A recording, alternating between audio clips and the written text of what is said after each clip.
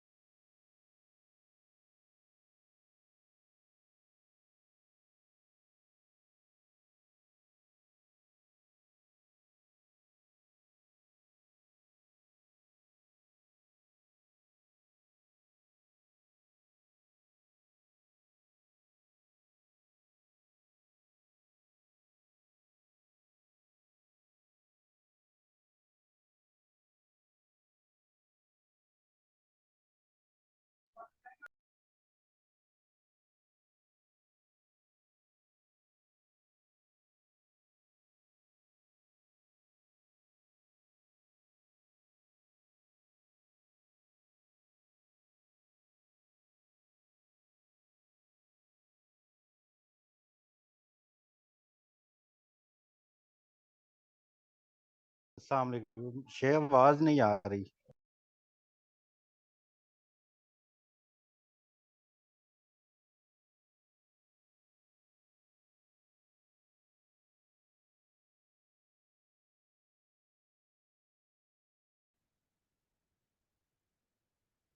تو میں عرض کر رہا تھا کہ اللہ کے رسول صلی اللہ علیہ وسلم سے اس حدیث کو سب سے پہلے، یعنی پہلی بار عبداللہ بن عمر بن عاص نے سنا تھا، ان سے ان کے شاگرد جو کہ ان کے غلام بھی تھے ابو قابوس نے سنا تھا۔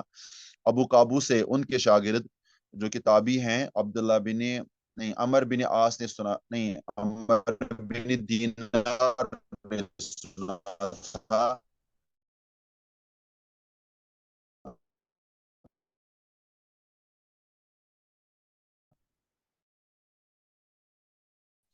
عمر بن دینار سے اس حدیث کو پہلی بار اپنی زندگی میں، عیینہ سے اس حدیث کو بشر انیسا پوری، عبد الرحمن بن بشر انیسا پوری، یعنی شاپور ایران میں آج بھی ایک بہت بڑا شہر ہے، تو وہاں کے رہنے والے تھے، تو انہوں نے سنا۔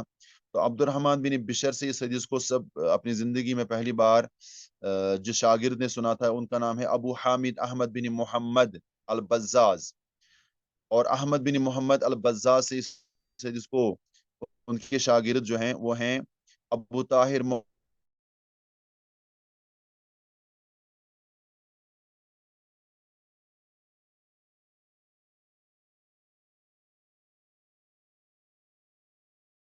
بن عبد الملک المعزن، انہوں نے سنا تھا۔ ان سے ان کے شاگرد جو کہ ان کے بیٹے بھی تھے، انہوں نے سنا، ان کا نام ہے ابو سعید اسماعیل بن ابو صالح نیسابوری۔ ان سے ان کے شاگرد جو کہ امت مسلمہ کے مشہور زمانہ محدثین میں سے تھے، تلبیس ابلیس کے مصنف نامدار، بہت بڑے محدث، فقی، مجتہد، مفسر قرآن، انہوں نے اپنی زندگی میں پہلی بار اس حدیث کو سنا تھا، وہ ہے امام ابن الجوزی۔ امام ابن الجوزی وہ تلبیس ابلیس کے مصنف ہے نا، آپ سب نے ان کا نام سنا ہوگا۔ امام ابن الجوزی نے اس حدیث کو، اب دیکھیے سند کہاں سے کہاں تک گھومتی ہے۔ یہ ابن الجوزی تو 5ویں صدی ہجری کے محدث تھے۔ اب دیکھیے اللہ کے رسول صلی اللہ علیہ وسلم 5ویں صدی ہجری کے نامور محدث، مفسر، فقی، مجتہد امام ابن الجوزی تک پہنچ رہی ہیں، اور زندگی میں پہلی بار یہ حدیث سن رہے ہیں۔ उनसे उनके शागिर्द ने इस हदीस को पहली बार सुना है, वो हैं अब्दुल लतीफ बिन अब्दुल मुनइम अल हर्रानी, ये इब्नुल जूजी के शागिर्द हैं। उनसे उनके शागिर्द ने इस हदीस को पहली बार सुना है, वो हैं, जिस शागिर्द ने सुना था उनका नाम है अबुल फतह मोहम्मद बिन इब्राहिम। उनसे उनके शागिर्द ने इस हदीस को सुना था, वो भी आलम इस्लाम के बहुत बड़े मुहद्दिस हैं, वो है अब्दुर्रहीम अल इराकी। गालिबन आपने नहीं, उनका नाम नहीं सुना होगा, लेकिन ये बहुत अजीम पाए के मुहद्दिस गुजरे हैं, अब्दुर्रहीम बिन अल इराकी।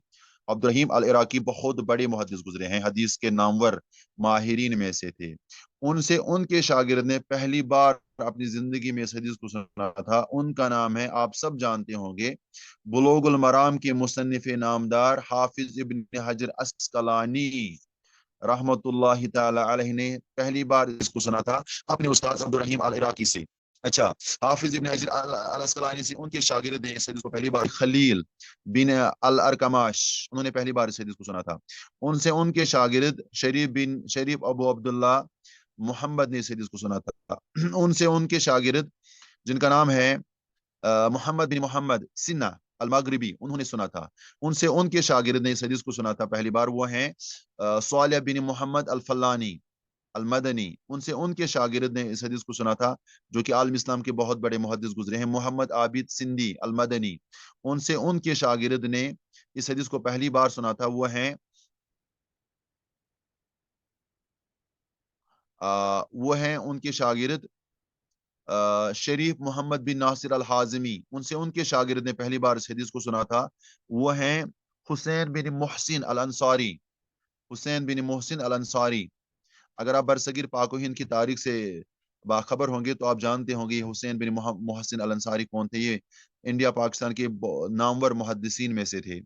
पुराने जमाने में जब पार्टीशन नहीं हुआ था, इंडिया पाकिस्तान नहीं बना था, तो तब ये माशाल्लाह बहुत नामवर मुहद्दिसीन में थे यहाँ की।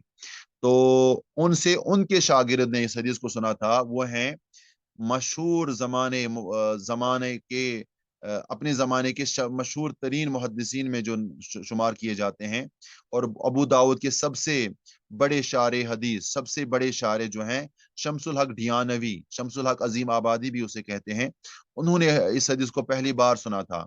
अच्छा, शमसुल हक अजीम आबादी 1911 में फौत हुए थे, पार्टीशन से पहले फौत हुए थे 1911 में। आप अंदाजा कर सकते हैं आज 2023 हैं, तो ये 1911 में फौत हुए थे ताउन की बीमारी से। बिहार के रहने वाले थे और वहीं पर फौत भी हुए थे। तो शमसुल हक अजीम आबादी, अजीम आबाद पटना का पुराना नाम था।